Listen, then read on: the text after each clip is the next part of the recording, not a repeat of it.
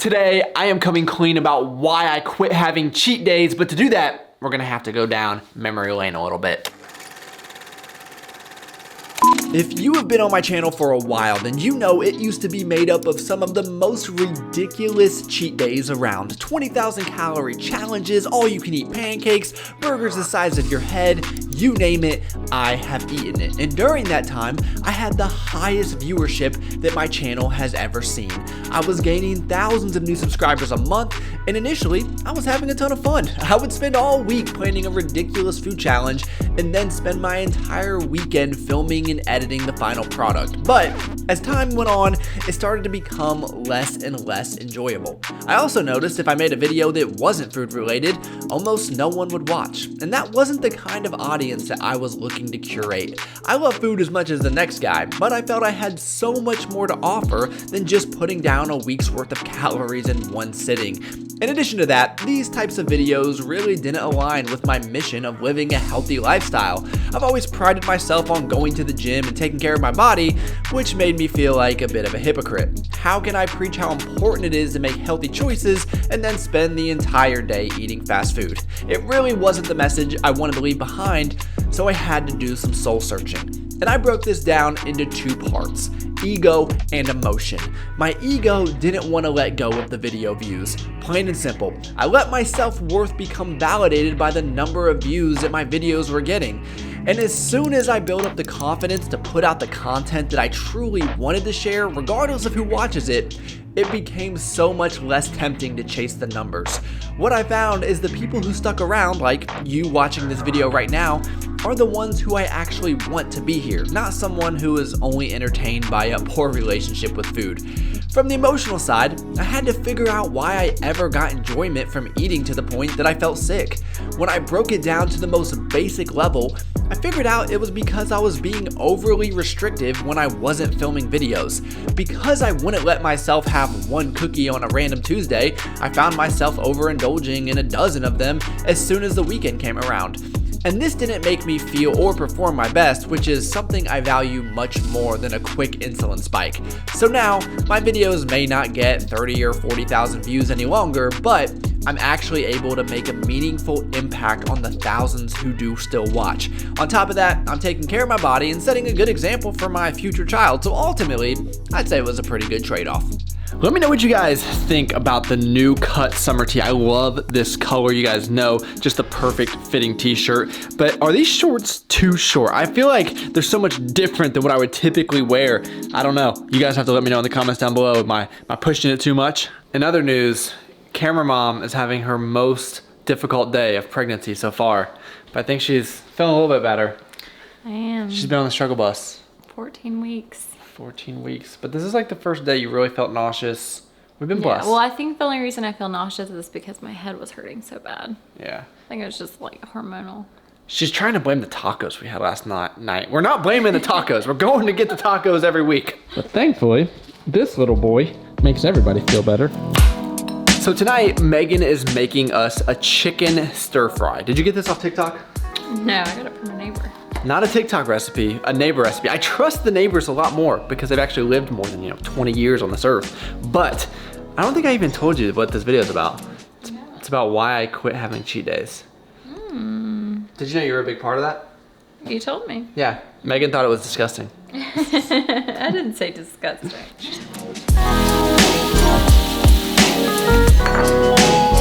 And thanks to camera mom, we have this beautiful dinner. If it can stop steaming up here, hold on.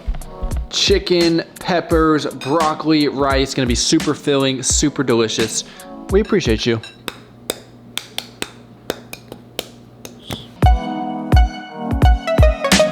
One of the things I noticed when I stopped having cheat days is that I actually started to crave healthier foods. And the reason for that, I think, is because I just know how it's going to make me feel, and I never crave feeling like crap. Now, if there's a chocolate chip cookie in front of me, I'm always going to want it, but it's just so much easier to stop at one as opposed to eating the whole dozen. So today I woke up at 178.2 pounds. I had 10,400 steps. I'm gonna end the day right here at about 2,250 calories, which is really surprising to me. I thought I would for sure be at like 2,500. I'm really just going based off fuel right now. I'll have to dial it in a little bit more, but I'm just eating until until I'm no longer hungry. And the 2,200 to 2,300 has really been the sweet spot for me. So I don't know what's going on with that. So even though this breakfast may not be as exciting and it gets redundant because I eat the same thing week after week, it is nice knowing exactly how I'm gonna feel before my workout and not being super sluggish all the time. So I woke up today at 176 pounds. And if you remember, I started this thing just about a week ago at 181. So pretty light. And I wouldn't be overly concerned with such a low weigh-in because it could just be the day. Yesterday I was 178. It's not like I really lost 2 pounds. But it's also in the way that I feel. So I feel a little bit lethargic and irritable. And as we talked about at the beginning of the video, when you're too restrictive, it kind of sets yourself up for failure later on down the line. So I'm gonna be increasing food just a little bit. So one of the things I like to have is my protein cereal. So I'm just gonna be using some plain Cheerios, and my OGs will remember that the protein milk, so all I do is use 1 scoop of pea science, and this is gonna be the cake pop, mix it with a little water, a little almond milk, and use that as the milk for your cereal, so you get the added protein. But the flavor, especially in this cake pop, is so good. You guys can use Travis to save 10% or anything pea science, but this will just give me a little bit more energy for my workout.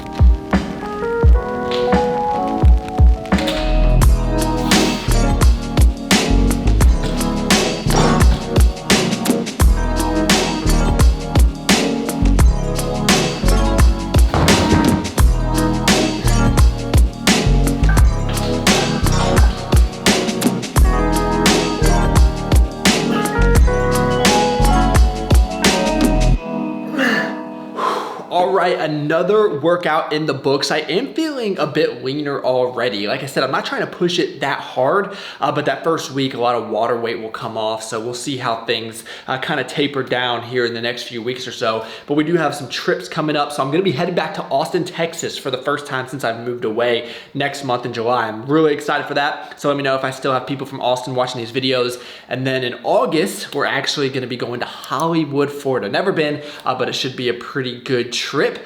And by then, I'm guessing this whole diet is gonna be pretty well wrapped up. So we'll see if we can get down to our goal weight by then.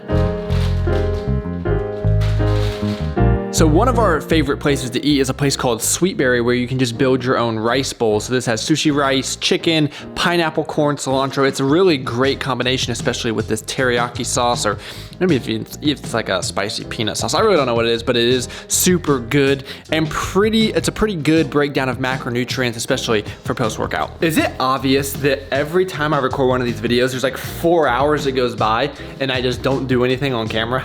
I don't know if it's like as obvious to you all as it is to me. But we're already at dinner, and we're gonna be having our favorite frozen pizza, which is the barbecue chicken pizza from California Pizza Kitchen. Did I say it right? It's so good. And one of the best things is if you have a significant other, you can split it in half, have a delicious pizza, and it only ends up being like 400 to 500 calories, so it tastes delicious, but you're not gonna feel gross and sluggish afterwards. It's really a win-win.